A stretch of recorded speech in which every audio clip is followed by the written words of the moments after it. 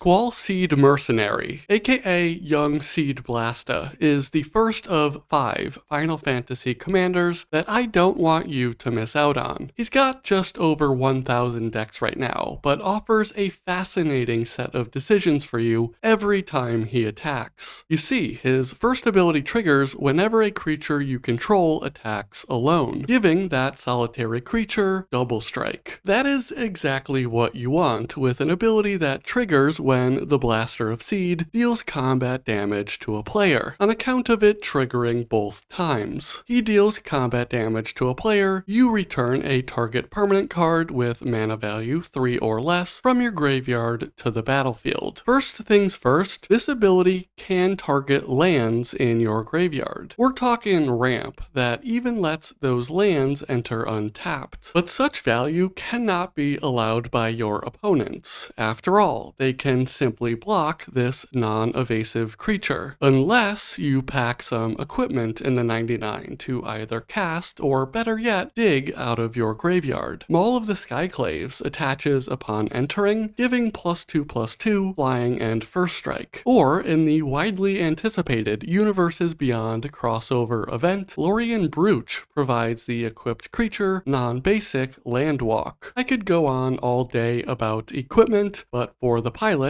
the real puzzle starts after you've enabled your seed. That's because the options are enormous for deck building, and in-game you've got to be able to read the battlefield and your opponents to maximize your advantage. But at the same time, the loops you can do are so fun, they may blind you of the correct course of action. For example, the new mana rock, Blitzball, can be sacrificed to draw 2 cards, but only after an opponent was dealt combat damage by a legendary creature this turn. Squall hits, and with the trigger on the stack, sacrifice Blitzball to draw 2 cards. Then return Blitzball to the battlefield with that trigger, and do it again to draw yet another 2 cards. Urza's and Mishra's Bauble present a similar loop. A Cursed Marauder or Plaguecrafter can be returned to the battlefield with Squall's trigger. It's a nasty thing to do, but nonetheless effective. They'll enter, forcing each player to sacrifice a creature. You would choose to sacrifice the Marauder, for instance, only to bring him back again when the second of the double strike connects, to double the damage to the status of your opponent's creatures. Or look at these seals. One of Cleansing and one of Doom could start taking out key permanents. Now, I'm not convinced, but you could include Strip Mine to take out 2 lands every turn. I'm more convinced of including the combo of Dark Depths and Thespian Stage, letting you make Merit Lage at will when they're both in your graveyard. Then there are the non-looping cards you'll want to bring, like Stitcher's Supplier and Ripples of Undeath, to make sure your graveyard is nice and full of treats for your seed. And last thing, Demonic Embrace, Key to the City, and Wedding Invitation are my picks for secret sauce. While ruminating on that sauce, a nice vodka sauce I might add, take a second to subscribe to the channel. Many thanks. With only 254 decks, we gotta talk about Gladiolus Amicitia. At first glance, the high end of this card seems like a solid pull into red-green in the Final Fantasy limited format. But look again. That first ability, triggering when Gladys enters the battlefield, lets you search your library for any land card. Not a basic, not a town, but whatever land your heart desires. If you've got the money, premium lands like Gaia's Cradle, Field of the Dead, or Nykthos Shrine to Nyx are the go-to targets. But that doesn't mean there's no action for us budget gamers. Mosswort Bridge's hideaway condition will be trivial on your next turn. You may actually be able to pull off a meld by grabbing Argoth, Sanctum of Nature, or maybe you need a demolition field to take out your opponent's Nykthos. And with the amount of modal lands these days, fetching a bounce land like Arid Archway or Gruul Turf can turn this ability into a Bala Ged Recovery or the new adventure Lasting Faith in hand. That last adventure creates a 1/1 with +1/+1 counters on it equal to the number of lands you control. And I get it, none of this is as exciting as a Field of the Dead, but there there is an entire second half to the card, the landfall half. Whenever a land you control enters, another target creature you control gets +2/+2 and gains trample until the end of the turn. Now I love this ability because it turns the turbo ramp strategy that's all too common in Gruul directly into a win condition. It also opens the door to creatures that see less play due to their lack of evasion. Inferno Titan is a creature I've given a hard time to in the past exactly for that reason, but a single land drop, turning it into an 8/8 trampler with all of that upside, makes it so much more appealing. Sunder Shaman can now get in there to start destroying those artifacts and enchantments. Or how about Timbermaw Larva, that is a sad little baby when it can be blocked by that random mirror token, but suddenly becomes an enormous threat when gifted that trample from Big G. You also now have every excuse to include Saz Chocobo in a deck. Not that you needed one,